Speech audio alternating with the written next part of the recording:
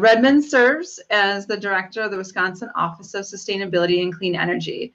She is leading the development of a plan that assists the state of Wisconsin in advancing a clean energy economy and fight the effects of climate change.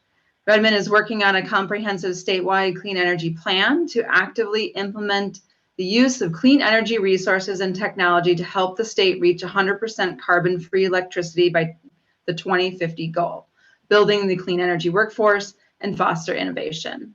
Redmond has worked for the state of Wisconsin for 19 years and is accountable for planning, administration, and oversight of statewide energy programs and regulatory policies. She has significant experience in federally funded grant and loan programs and ratepayer energy efficiency and renewable energy programs. She holds a bachelor's degree in psychology, certificate of African studies, and is a certified public manager, all from UW-Madison. Welcome, Maria. Well, thank you. Oh, wow. I got applause. Thank you so much. It's so nice to be here. I'm going to pull up my presentation here. I don't want to bore you with PowerPoint, but I think that it's just really important to see some of the facts and figures. I am so excited to come talk to you. I have been so happy that one, to be in this position, but then also to be able to work so closely with UW system. I have been meeting monthly now with a crew from the sustainability directors, and it has been really enlightening.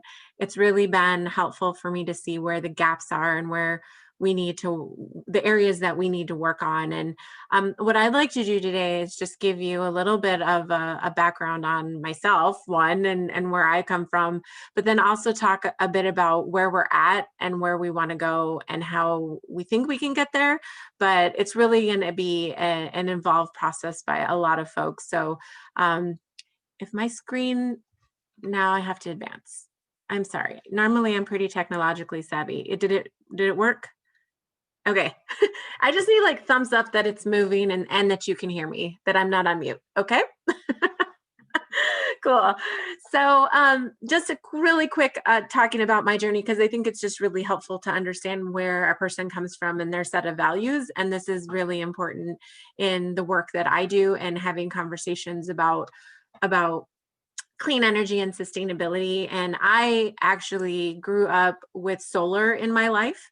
My dad put solar on our roof and he was able to take advantage of tax credits in Colorado, both federal and state tax credits. And when I talked to him about it, he says that's the only reason he did it was because he was able to get some investment from the state and support from the state and federal government to put in solar. So we had solar, hot water in our house, and we also had a small plot of land and grew our own vegetables. So just being able to grow up with that in my life, just talking about being able to provide for yourself, being aware of the waste that you're creating, the energy that you're consuming is really important. And it started at a really young age.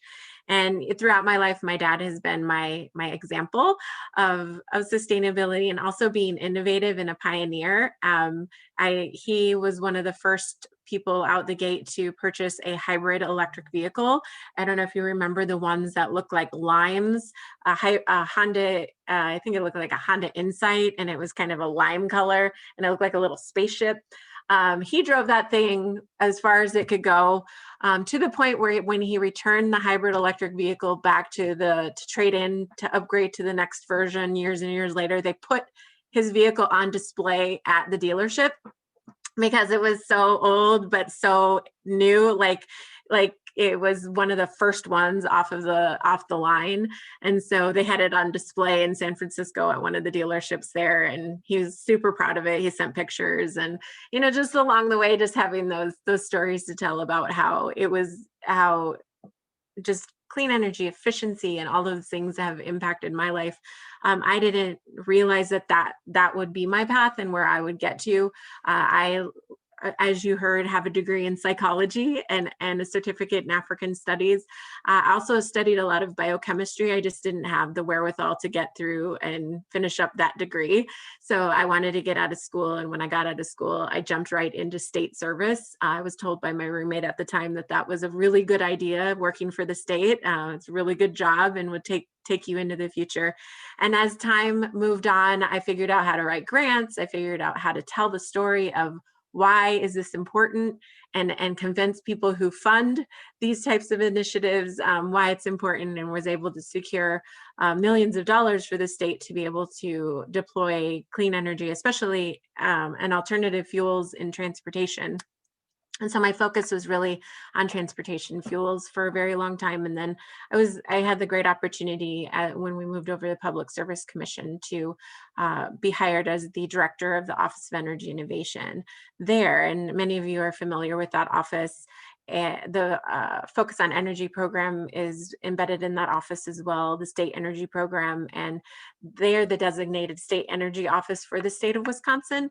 And so I was able to also be able to serve on the board of the National Association of State Energy Officials and see what was happening across the US as it relates to renewable deployment, energy efficiency, looking across multiple sectors and seeing where the opportunities are to change the way that we consume, generate, and transmit energy across state lines and across the US.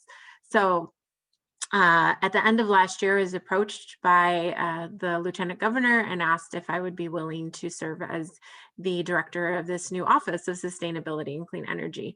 And I said yes. And so here I am. I started in January. And just to talk a little bit about what the office is, the office was really created. It was created via executive order, and I put the executive orders in here, just the highlights of them, just to kind of talk about what was outlined in those. But really, outside of what the order says, really the idea of the office is to serve as a central clearinghouse for energy activities statewide, and for state agencies. That there are a number of state agencies working on this, from the economic development, workforce development, education.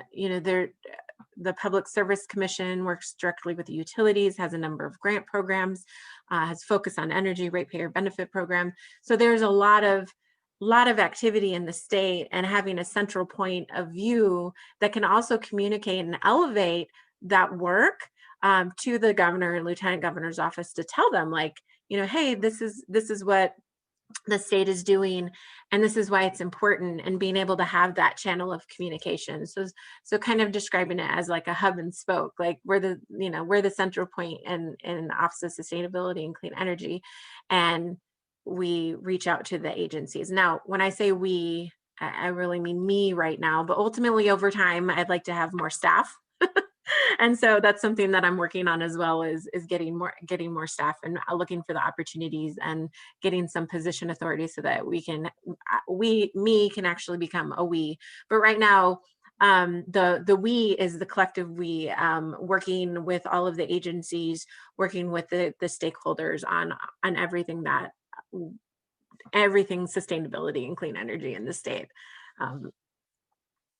So the near-term work, there's a lot of work to be done. The near-term work is launching a clean energy planning process, increasing our stakeholder engagement, getting out and talking about why this is important and why we need involvement from all communities and across the state, working across the region, working nationally on a number of initiatives, helping the Lieutenant Governor's Office coordinate the Task Force on Climate change work.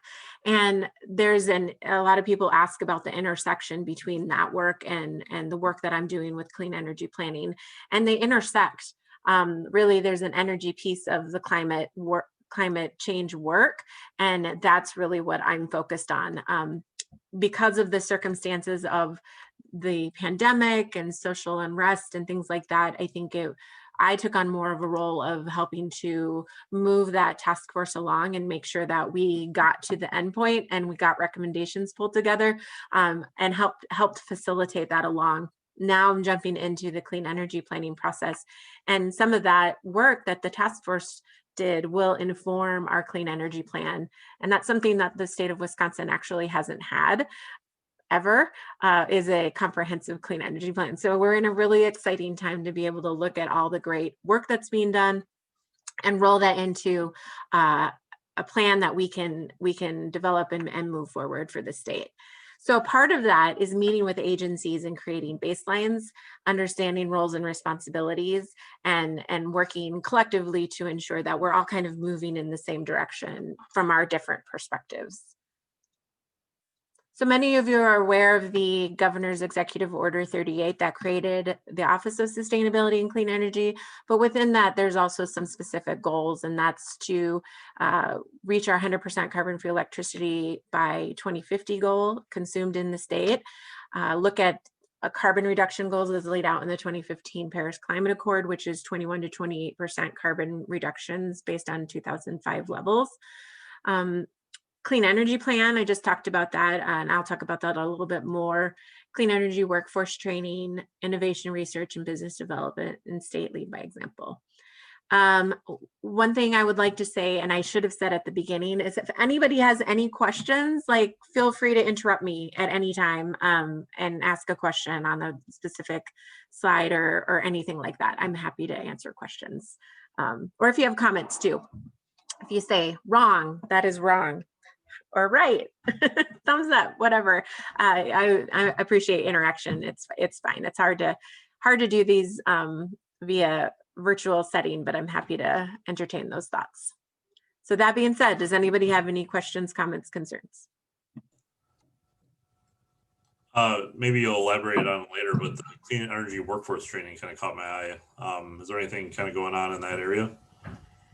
So one of the things we are gonna, as part of our clean energy planning process, we're gonna outline what that looks like from both a like just transition perspective, like as we're transitioning out of our traditional fossil fuel and consumption and our traditional generation, like how do we move communities and move workforce over to clean energy jobs and sustainability and energy efficiency type jobs, but it hasn't been fully mapped out yet. So that's something that we're definitely working on. I see somebody put something in the chat. Let's see, and I can't read the chat. Oh, feel free to drop questions in the chat. There you go. And if someone wants to read those questions out to me and stop me, that would be great, because it's hard for me to switch over to the chat. But okay, and just keep going here. Then the Governor's Task Force on Climate Change, many of you probably followed the work of that task force. In October of last year, the governor announced the creation of this task force. And really the idea is to develop and work with a number of stakeholders, a diverse group of stakeholders pulled from various organizations and businesses and utilities and sectors throughout the state to develop the strategy to mitigate and adapt to climate change, the effects of climate change, looking at different recommendations to incorporate climate adaptation strategies. And I apologize, I took this slide from a presentation I gave last week. So actually the report was delivered to the governor on October 31st. So we are in the process of, while the information's in the governor's hands, we're in the process of developing a full report for public viewing that should be available at the end of the month or early next month. So it's we're working on the design right now. What we gave the governor was sort of the skeleton version of that, so he could read through the recommendations and have them. And so we'll have that full report available to the public at the end of the month or early next month, depending on how things go from the design perspective. So then let's see here. So why is the clean energy economy important? People, environment, and economy. And I've been talking about it kind of in those buckets.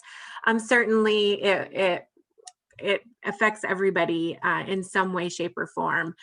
Some people have to carry more of an energy burden, and they maybe don't realize it because they have a certain amount of income, and a certain portion of that income is going to their energy needs. And so we want to work in the background, even if they're not aware of it, to try and change that. So the making sure that we have equitable access across equitable access to clean energy. So as we're deploying clean energy, that we're making sure that there's equity and every community is being able to take advantage of the opportunities that are afforded and the benefits from clean energy, like reduced emissions, looking at environmental justice. I know we had a great presentation yesterday from August Ball talking about the systemic built-in racism and injustice that's built into the system that we live in. And so we really, when we're talking about energy and deployment of clean energy, we need to be looking specifically into those communities and how they're affected by our current energy consumption. And there's a lot of modeling and technical analysis that we'll be doing as part of our clean energy planning to address the environmental justice component of our current energy consumption, how to shift that away from the way that we've been operating, and over time improving health and improving the vitality and the livability of communities throughout the state. Environment, respecting our land, air, and water, and economy. So it's fine. You can go to the next slide. So when we talk about environmental justice, we're talking about the fair treatment and meaningful involvement of people across the state, making sure that we're, fighting for everyone in the state to ensure that they're reaping the benefits of a clean energy economy.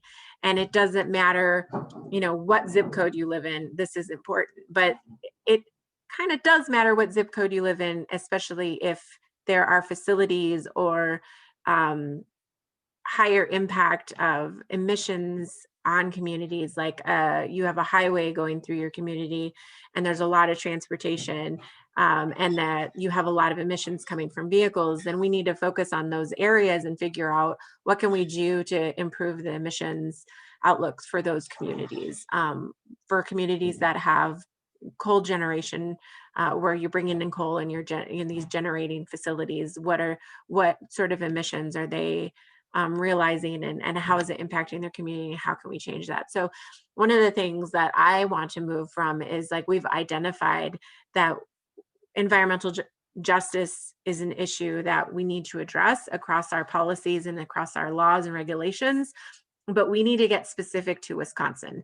We need to look at the data and figure out where and what communities are affected the most, and what do we need to do to change the way that those communities are seeing the effects of our current energy use. I think a question came in, maybe I answered it. What are we doing to engage those across the state that don't automatically understand or believe, and how can we, the mirror portals help you? It's all about engagement, and it's all about behavior change, and it's all about communication. And so I think that's one of the things that we need to do, is educate people on why this is important. That's why I give presentations across the board to all sectors, to all people, because it's important to talk about why it's important. And not only why it's important, but understand where they're coming from. So whoever you're talking to, and understanding your audience, about talking to them about why this is important.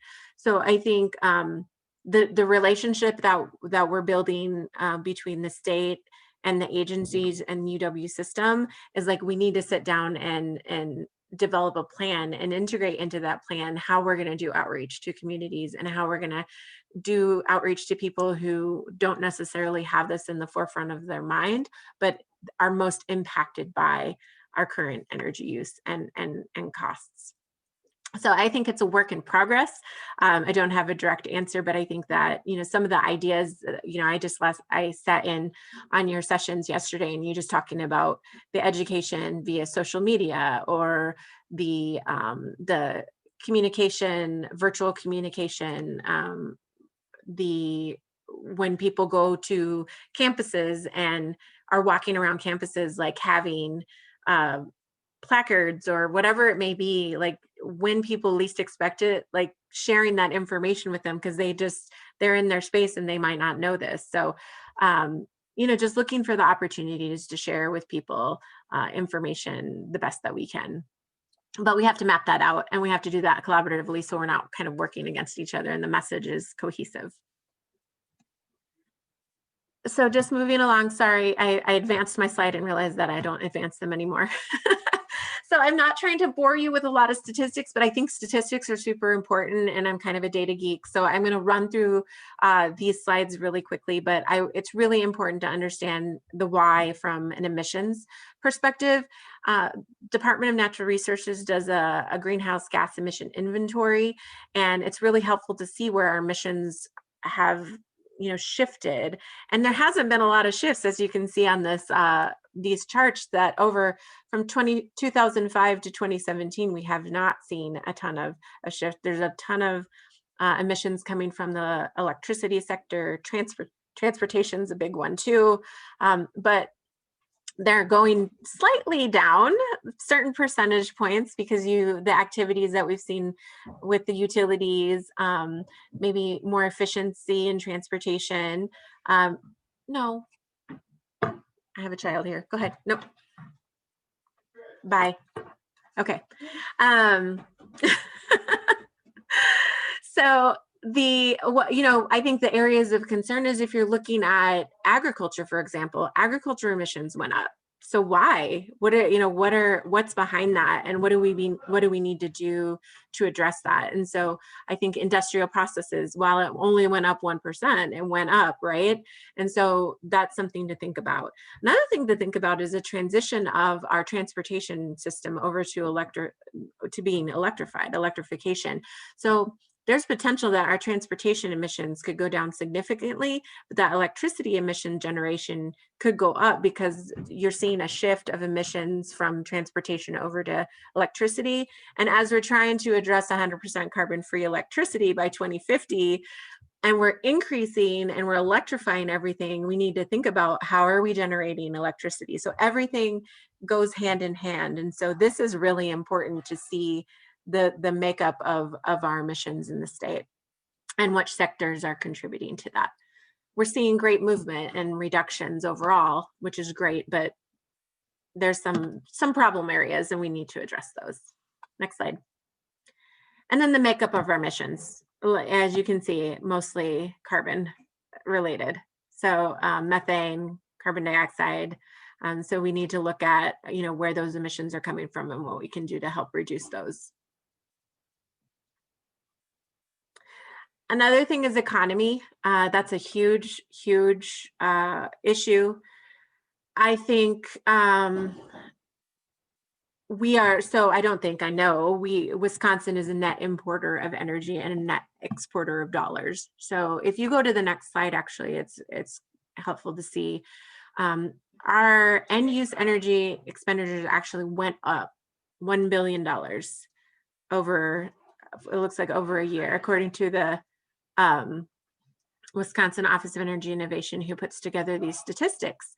And $19.4 billion is what we spend, on energy, and 14.4 billion of those dollars leave the state because we're a net energy importer.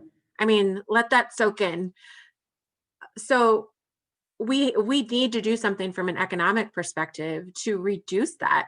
Imagine if we just deployed a bunch of energy efficiency measures across the state, as many as we could, and we actually reduce the amount of energy that we consume. That's money that stays here in our pockets. I mean, what could you do with $1 million, $2 billion? Even taking a small chunk of that money out of what we're exporting and looking at, our own generation, looking at our own resources, being more efficient. We could use that money in many aspects of the state. So my question to you is, what would you do with $1 million from your perspective? I'd host a great happy hour. It'd be a lot of fun. Yeah.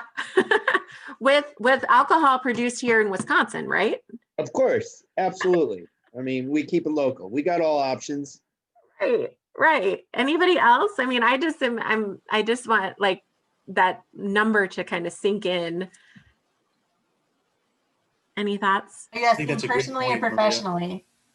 I think professionally, like I think, you know, if you're from a sustainability perspective, what would you want to spend that on? I think a fleet of grassroots organizing to help spread the word about what we're doing and why. That's awesome. I think so. That is so important.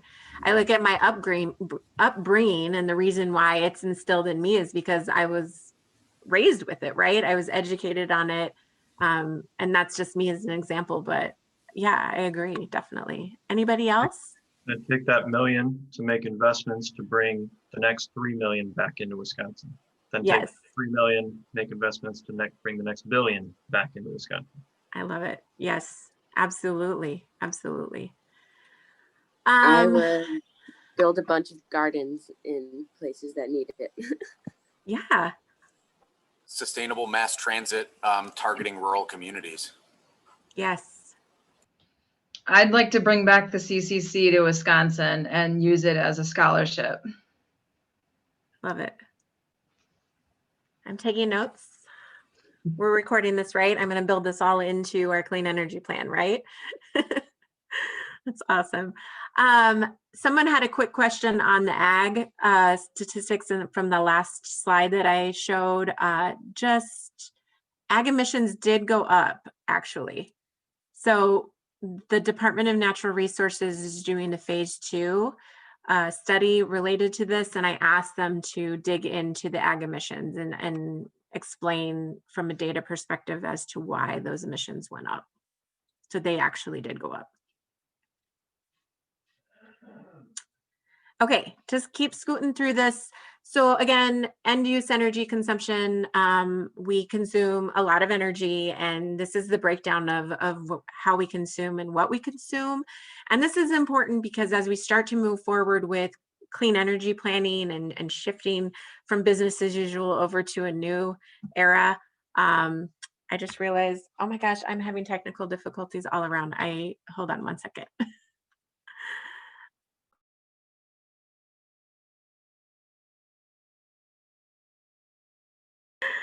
My computer's running out of batteries. I just yelled for my husband to bring me my charger. So keeping it real, everybody.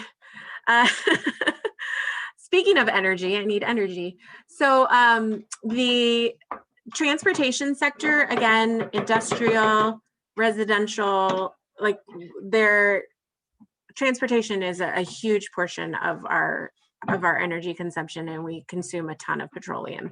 So if we want to see significant reduction in emissions, we need to address our transportation sector and our transportation. And that's, you know, getting people thinking about active transportation, thinking about electric vehicles, alternative fuels, you know, what can we be doing to address the transportation sector? Okay, thank you. Yeah, that's it. Next slide. So I thought it would also be helpful to talk about UW specifically. I'm sure you guys are very familiar with your being the sustainability coordinators, but the Office of Energy Innovation publishes the Energy Use in State Facilities publication every year, I think. And they pointed out, and the last publication they did was in 2018. I'm sure they're updating that publication now, but there was between 2005 and 2017, there's actually a 21.7 decrease in energy consumption. So kudos to you guys, because that is very significant.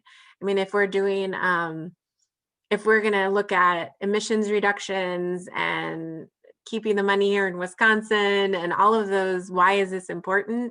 Health benefits, like you guys are doing a great job. Could we be doing more? Absolutely, but this is a real, I think this is a really great number over a 10, 15, 16 year time span. So, and then I think the other thing to think about is that not only did that increase, but your square footage increased. throughout your portfolio. So despite growing, you're still seeing a decrease in consumption. So I think that is really commendable. And I think that's attributable to all of your hard work. So I give you kudos for that. Next slide. And then just to kind of break it down by what you're spending what your utility breakout looks like. Electricity obviously is the biggest amount, but you also have a considerable amount of natural gas, some coal, water and sewage is a big portion of that. And statewide, I'm pretty amazed. I think the UW system amount on water and sewage is like 14 million. Statewide, we spend like 26 million on water and sewage. And so that's like our fourth highest. Electricity is the highest, then natural gas. And then I think it's water and sewage is the third highest expenditure. And so for that, I'm just like, what in the world? That's a lot. How does that look? And then again, I go back to the data is like, I think we need some analysis on why and what, and how can we change that number? It just seems so high. And does anybody work in that realm and understand why that number is so high?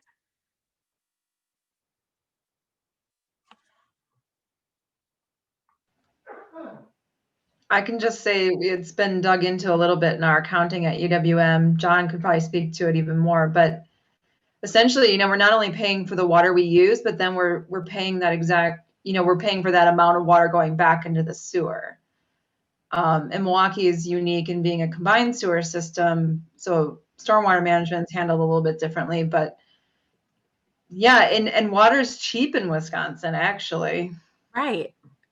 So that was amazing to me. And so I think that's one of those things where when you start looking at the data and when you have the data in front of you, you see where the areas of need are. And so that's one of those areas that I'd like to dig in more and figure out, what makes up that number, and are there any opportunities, either via technology, or is it regulatory? Is it, what is it that we can do to help lower that number?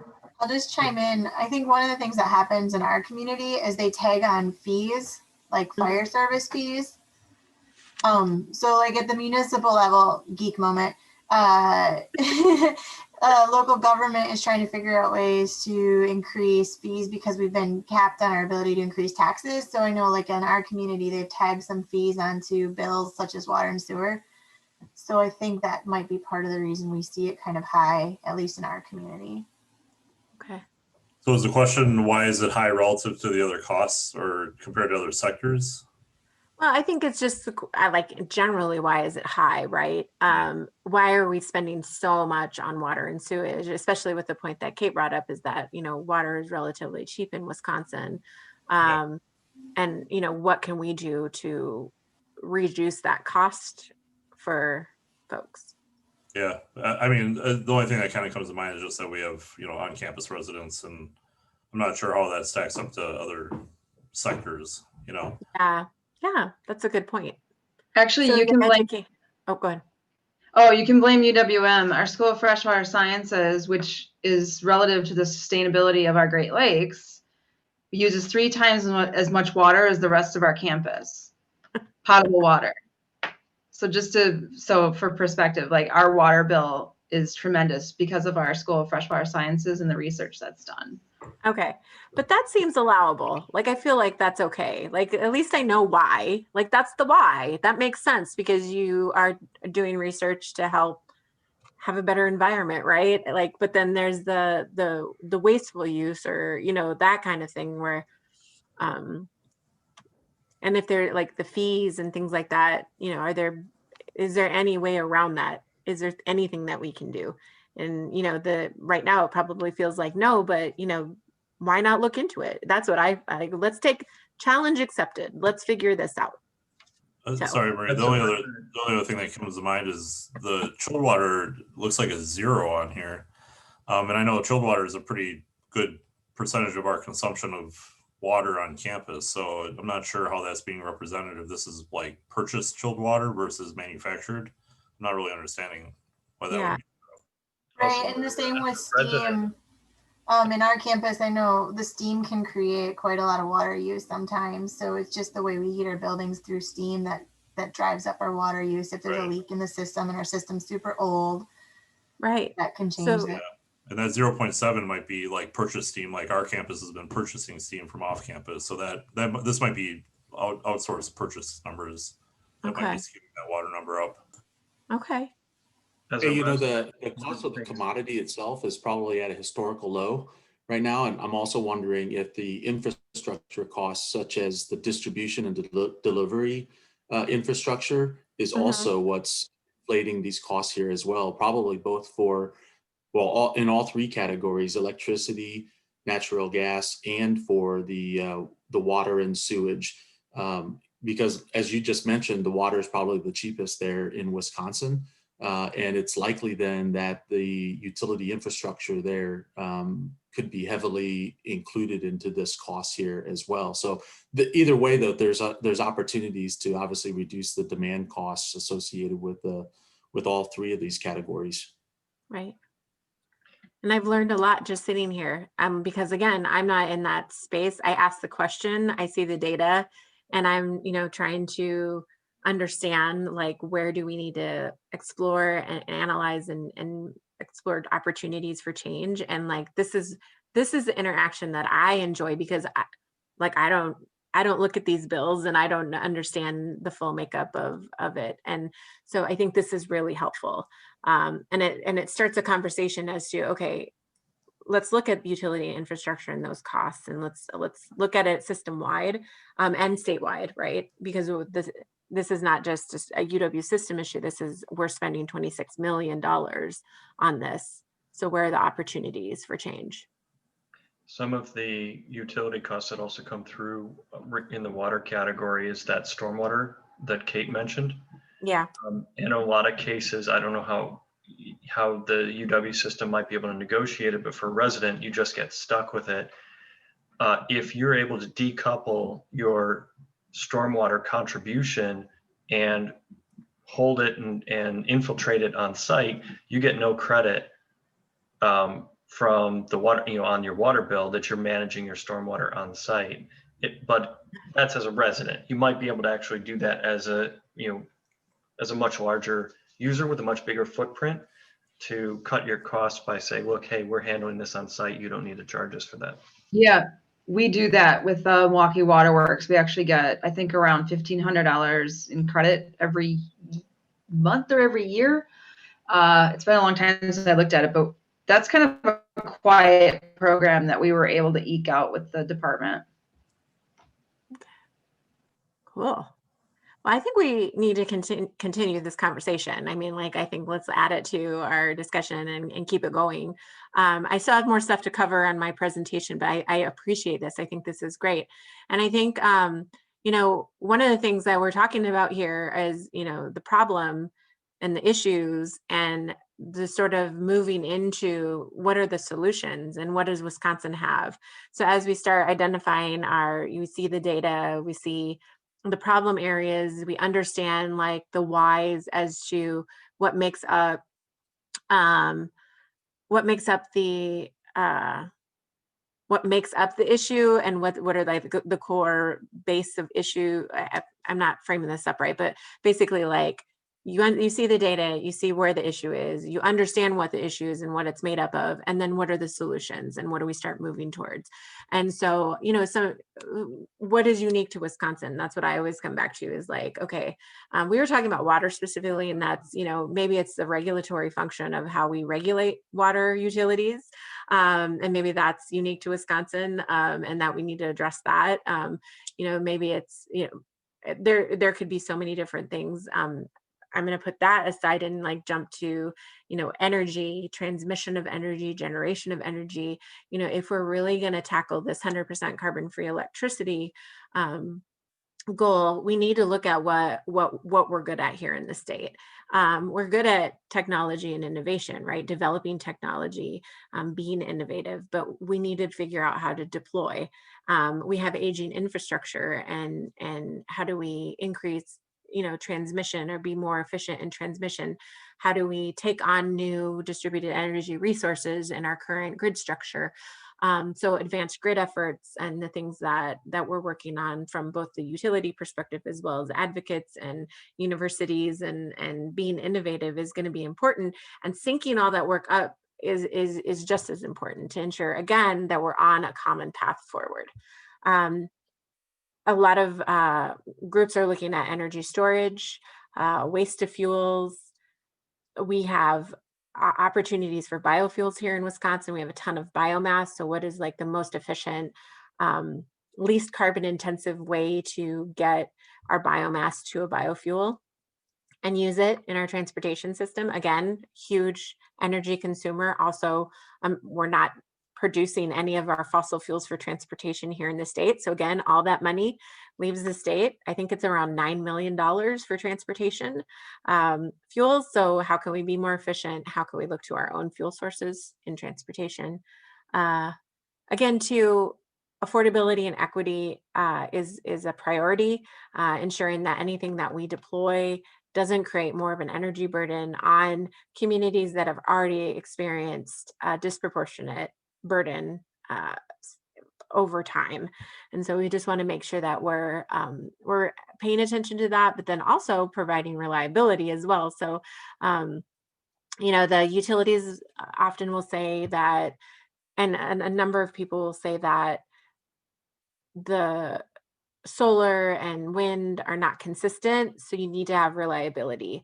And so I think if you start to bring in energy storage and some innovative technologies and you're more efficient, that argument gets tampered down a little bit, but that is still a very real thing, especially when we're talking about resilience and disaster recovery and things like that, and energy assurance, that's still very real. What else is unique to Wisconsin? I only have 12 minutes, so I'll take a couple. What else do you think? What makes you Wisconsin unique?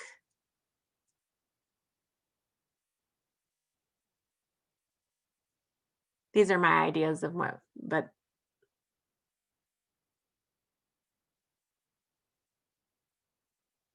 no resources. We have cows, maybe. We have a lot of cows and a lot of methane. We could increase the amount of renewable natural gas we have and do something with our dairy industry and help boost that. That's another idea. All right. Oh, go How ahead. many landfills do we have? Is there a lot of landfills that could be utilized? I don't know the exact number of landfills, but that is something, Dane County landfill captures their methane and turns that into compressed natural gas and uses it in their fleet. And they're also able to take advantage of the low carbon fuel standard, California low carbon fuel standard, and some of the economic benefits there. But yeah, landfills definitely are another one. Yeah, one of the, when I heard the Lieutenant Governor speak for the first time on this fact, it's an interesting fact that we don't produce any of our own fuel sources. That immediately struck in my mind. We have a massive fuel source, that naturally occurring fuel source that we're just throwing in a landfill. So that got me started down kind of the side path that actually has to do with the questions I'm going to ask you later, Maria, which I wasn't talking about, but it was, it's a general analysis I'm presenting at WORMC in February, just a very brief scoping commentary, but it's basically take all of the organic waste that we are currently throwing in our landfills, which is the absolute worst way to attempt to regain energy from that, and reposition that resource into the three major categories that could best move Wisconsin forward, which is energy generation, soil remediation, because if anyone's following topsoil loss and what it's doing to our agriculture in the state, it's incredible. And then the third is reducing hunger in the state. So how do we move, what is the rosiest picture possibly, you know, moving that organic waste up the hierarchy, and what is the real potential of all of that? Yeah. Anyway, so that's some of those facts and figures, some of that background data on how much we spend and where does it go, is what I was going to ask you about later offline.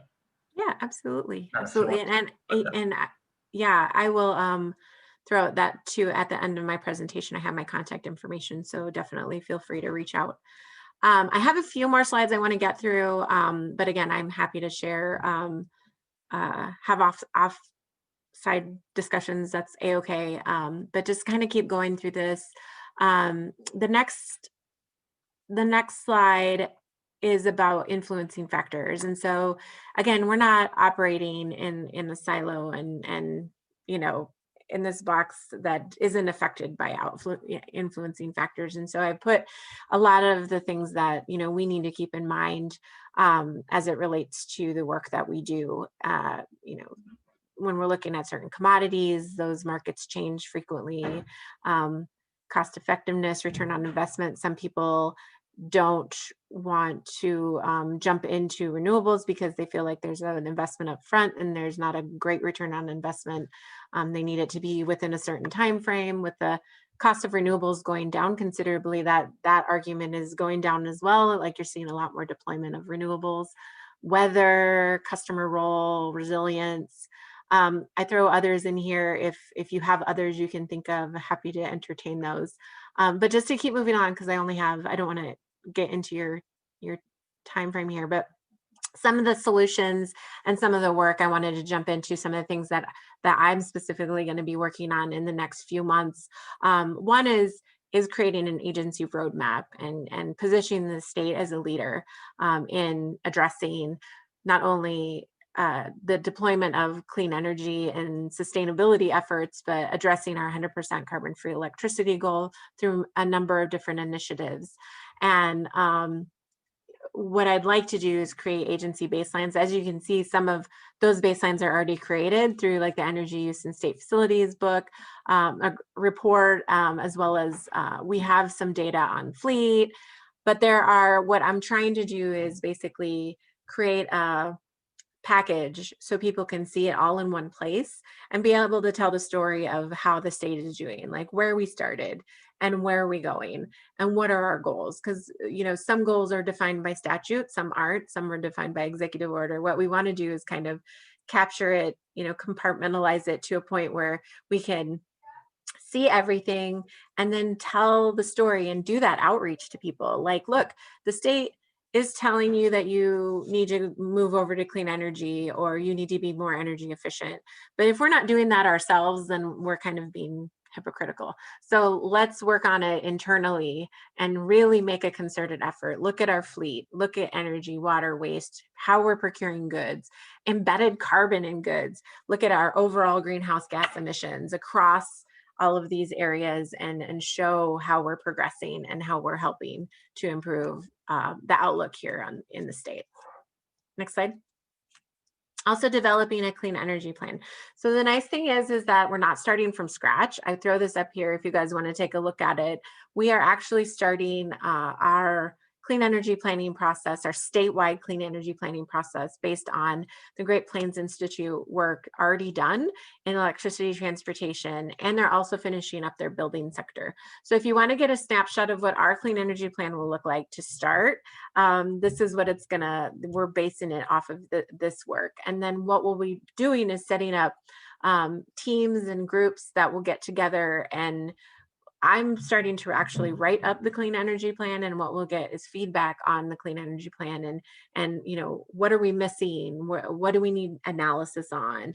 And starting to map out what that looks like. So this is the start of where our starting point, because we don't need to recreate the wheel. A lot of this work has already been done in the region, and so we want to like take this good work and mold it into what we need for Wisconsin, and then build upon this and add in the extra things that may be missing, and the other ideas that we can move towards moving faster towards decarbonization of across multiple sectors.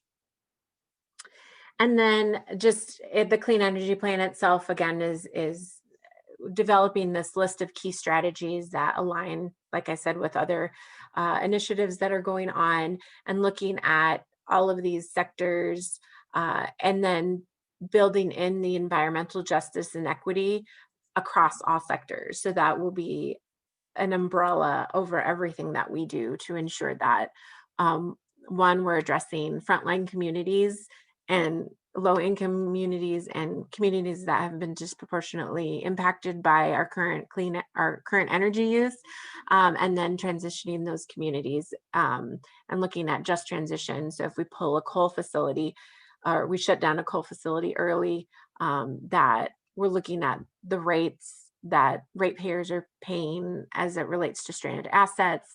We're looking at jobs, like if that community was reliant on those jobs, that we're moving those positions, that we've got a plan for those people so that they can move into hopefully better paying jobs, right? And into future jobs. So planning for those types of things. So it'll be pretty comprehensive. And then considerations. This is just something to consider. So the link I had in my slide earlier was to a study that was done by cows. And it was like, if Wisconsin produced all of their own energy and used all of their own resources, this is what it would look like. And so this is the breakdown of what that would look like, based on renewables, and what we have access to in Wisconsin. But the thing about it is that one size doesn't fit all. As you can see, there's a lot of different options here. We're not going to only be reliant on geothermal, and we're not going to only be reliant on solar. There's going to be a variety of options. And so what does this pie look like along the way as reality sets in, as technology, like we look at technology? Where do we start? You saw that we have our 100% carbon-free electricity goal, but we're looking across multiple sectors. So do we want to start in transportation as well? What do we do in transportation? Are we looking at fuels? Do we want to, we have some people who say natural gas is a good bridge fuel, and some people say we don't want any more fossil fuel or natural gas facilities at all. So it's balancing that and figuring out what's the compromise, and what do we do now to get us to where we want to go. The state, lead by example. And then, is the technology available? That's a huge thing. Like when we talk about energy storage, there's a lot of people working on energy storage, and the opportunities there from residential all the way up to industrial to the grid. And so where does that opportunity fit best, and where do you get the most value there? I'm not sure that that's been quite figured out. And more technology will come. So we have natural gas facilities, and if we're looking down the line, could those facilities turn over to hydrogen facilities, a very clean fuel? But is the technology going to be available, and are we going to be able to transition those fuels out from a fossil fuel to hydrogen? And where do we source that? So many questions, not a lot of answers. So sorry for that, but it's stuff that we're working on. So, and I'm happy to partner with you, and another part of this is modeling and making sure we have the technical analysis behind everything that we do. We want to quantitatively and qualitatively demonstrate how policy is working. If we deploy policy, to analyze data and do modeling to inform policy, and then also do the analysis after you deploy policy to see if it's actually working, and make adjustments along the way. So the Clean Energy Plan will not be a dusty document that sits on a shelf that says we did a clean energy plan, here it is. It's going to be a working document. There's going to be lots of versions. We're going to be revisiting, checking like reality, measuring, verifying, like all of those things that are really important to keep the ball rolling and to ensure that we're making change. And then, oh yes, and this is another slide that didn't translate over very well, but one thing is extensive engagement. And I know that was asked before, what are we doing? And what we're doing is setting up an advisory team to help us through all of our processes, which include, and this is not a complete list, but these are some of the examples of folks that representatives that we're pulling from all over to provide their perspective. People come from different value systems. People come from different perspectives. People have had different experiences. And again, this might not be on the forefront of their minds.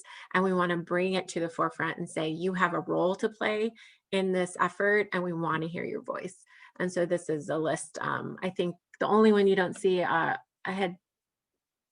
think I had education in here too, like educational institutions, but this is just a sample. And then my contact information is the last slide.